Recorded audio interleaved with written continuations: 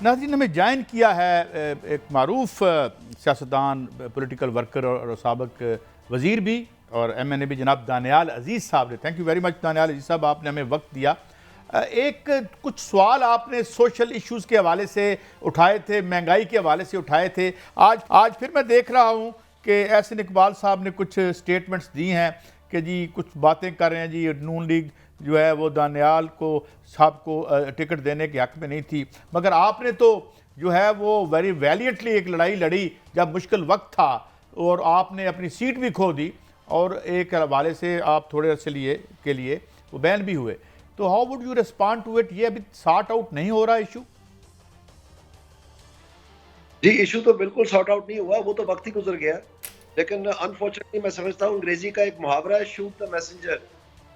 तो वो ये एक सेपरेट चीज चल रही थी पार्टी के अंदर मेरे साथ कि मैं महंगाई के ऊपर बार बार इसरार कर रहा था, क्योंकि मुझे पता है इंटरनेशनल रिसर्च की वजह से कि महंगाई जो है वो सियासत के लिए सबसे जहरीला जहर गिना जाता है और पाकिस्तान में रिकॉर्ड महंगाई हो रही है।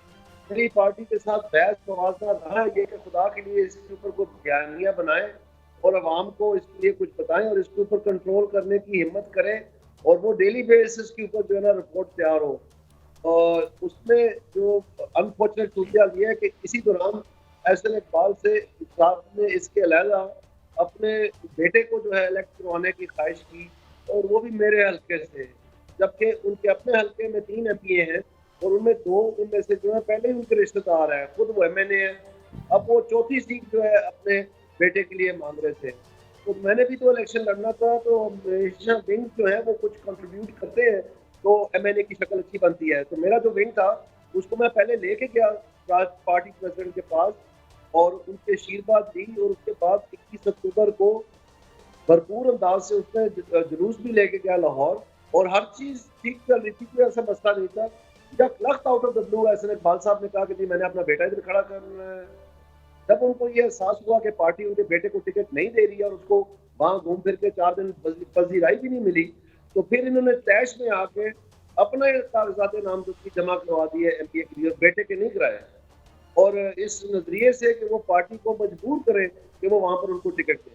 तो जब उनको वहां पर प्रेस क्लब में एक मीटिंग हुई, प्रेस क्लब ने उनसे पूछा कि जी मुस्लिम लीग नून का MNA के नीचे तो MPA अवैस कासिम है, तो आपके ऊपर कौन सा MNA है अगर आप सेक्रेटरी जनरल है नून लीग के? वो बड़ा एम्बेरसिंग सा सवाल था। फिर उन्होंने पूछा कि जी आपके बेटे को क्यों आपने हटाया है, उनको टिकट नहीं मिली या वो इस काबिल नहीं थे कि वो MPA का इलेक्शन लड़ सकते हैं? तो वो एक नाराजगी से वहां से उठ के चले गए। मीडिया के साथ जब आप ऐसा सलूक करेंगे काजी साहब और भट्टी साहब, आपको मेरे से बहुत बेहतर पता है कि फिर मीडिया क्या करती है। उन्होंने दानियाल अजीज साहब, आपने बड़ा अहम सवाल फरमाया कि सेक्रेटरी जनरल थे तो उठ के कहां से चले गए? वहां नवाज शरीफ साहब भी बैठे थे, उठ के चले गए आपने फरमाया।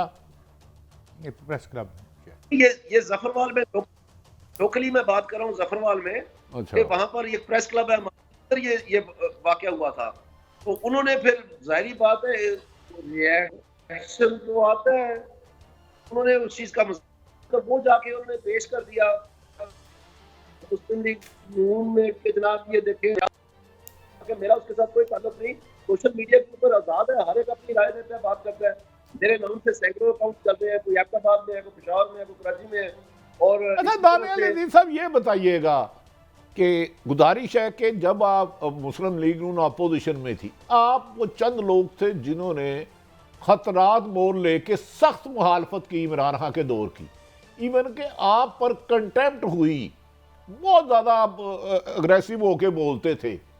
क्या ऐसे हालात हुए कि दानियाल अजीज को टिकट नहीं मिला और ओन चौधरी को लाहौर में मिल गया, जो नून लीग जो उनके बारे में लफ्ज़ कहती थी मैं दोहरा भी नहीं सकता था? ये कैसा म्यार है, कैसा मेरिट है कि जो कुर्बानियाँ दे, जो सजाएं काटे, जिसको जिंदगी और मौत के बाद एक्सीडेंट से अल्लाह ने नई जिंदगी उसे इग्नोर कर दिया जाए? वजह क्या है?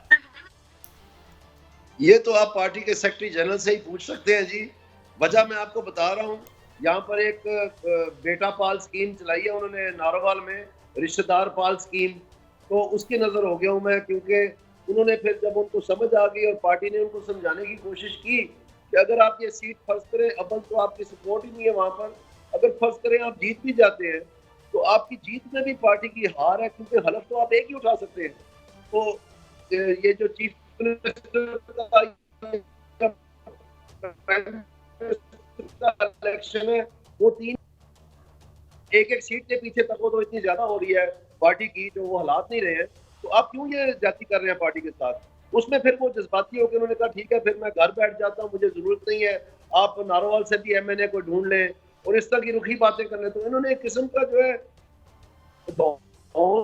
उससे जो है पार्टी को, जब एक नाजुक मोड़ था कि पार्टी का सेक्रेटरी जनरल कह दे कि मैं घर बैठने लगा हूं, उसको अवॉइड करने के लिए ये सारा तमाशा लगा है। अच्छा दानियाल साहब, ये उन्होंने किसको लफ्ज कहे कि जनाब आप फिर अपना एमएनए भी कोई और मुंतहिब कर लें? ये भी उसी क्लब का वाकया नारोवाल का? नहीं जी नहीं, ये पार्टी मीटिंग हुई थी। जब मुझे शो कॉज नोटिस मिला, उसके बाद मैंने जवाब दाखिल करवाया, और तकरीबन जो एक माह जब गुजरा तो उसके बाद फिर ये पार्टी ने इंटरव्यूज दिए, सब कुछ किया, तो फिर इन्होंने मुझे और एहसन साहब को इकट्ठे बैठाया और सामने सामने बात हुई। ये उन मीटिंग्स की बात मैं आपको बता रहा हूँ। उन मीटिंग में कौन कौन थे जिन्होंने डिसीजन करना था? उनमें पहले कमेटी बनी थी, ख्वाजा साद रफीक, जवेद लतीफ साहब की, और कुछ और लोग थे, और सलमान रफीक वगैरह।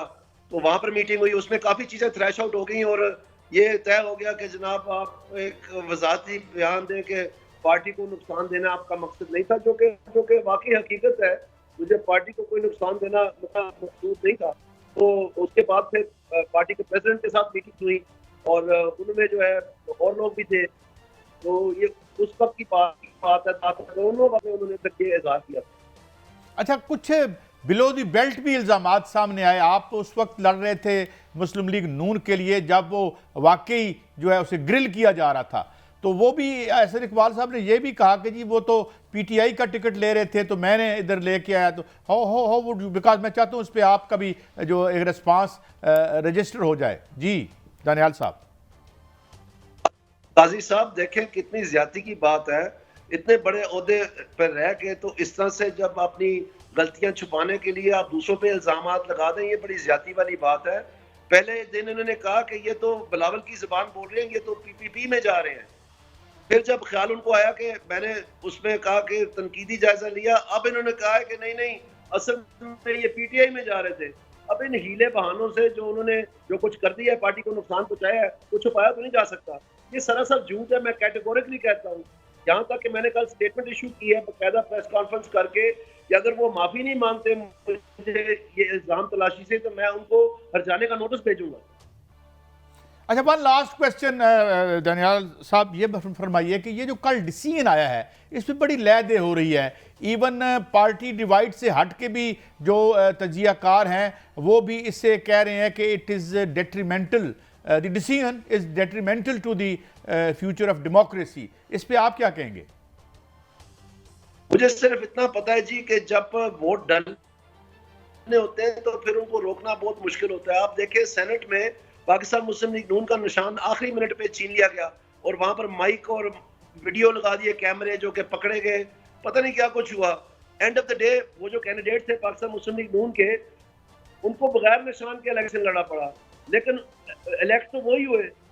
तो आज भी किसी भी हल्के में आप देखें, सबको पता है कि पीटीआई का कैंडिडेट नहीं दानियाल साहब, एज ए सियासतदान आपके वाला साहब का भी एक नाम रहा कि इलेक्शन शेड्यूल के बाद हम एक पार्टी छोड़ देते, उसका नाम नहीं लेते किसी भी सियासी जमात से, उसका निशान छीन लेना, क्या ये जमहूरियत को मजबूत होगा कि कमजोर करने के मुतरादिफ होगा?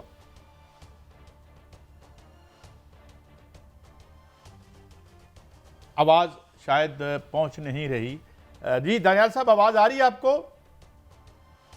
मेरे ख्याल मैं समझता हूँ कि जाहिर बात है, अगर ये मतलब एक सोची समझी स्कीम के तहत हुआ है तो वो आपको मेरी आवाज आ रही है? जी जी जी सुन रहे हैं, हम जी सुन रहे हैं। आप बोलिएगा, बोलिए। मैं ये कह रहा हूँ कि जो पीटीआई है ये हैबिचुअल ऑफेंडर है। आप इस वाले इलेक्शन कमीशन को तो छोड़े, इन्होंने तो अपना इलेक्शन कमीशन डिसॉल्व कर दिया था। वो जो एक जज साहब जो कि बड़े पारसा गिने जाते हैं पाकिस्तान की जुडिशियल हिस्ट्री में, उनको इन्होंने इलेक्शन कमीशन बनाया पीटीआई का। और जब उन्होंने इंक्वायरी करके इल्जाम लगाए कि लोग पैसे दे के इलेक्ट हुए हैं मुख्तलिफ पदों पर पार्टी में, बजाय उसकी इंक्वायरी करके ठीक ठीक निशाने लगा के उसको दुरुस्त करते, इन्होंने अपना इलेक्शन कमीशन ही डिसॉल्व कर दिया।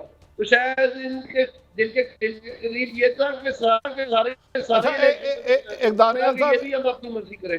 आपसे एक आखिरी सवाल। जो पीडीएम ने इलेक्शन 2018 के बाद कहा था खलाई मुल्क ने इलेक्शन कराए हैं, फलां फलां बंदे हमारे हैं, इमरान खान से तो हमारी दुश्मनी नहीं, इसको लाने वाले से है, क्या नवाज शरीफ को अगर इक़्तिदार मिल जाता है तो वो उसी पीडीएम के किए हुए वादे और नारों पर अमल करेंगे, उसी रास्ते पर चलेंगे?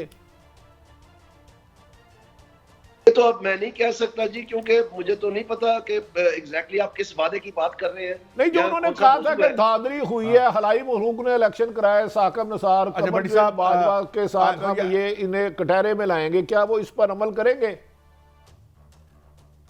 मेरे ख्याल में जो कानून अपना अपना रास्ता लेगा, जाहिर बात है वो तो जो अभी इंक्वायरीज हो रही हैं मुख्तलिफ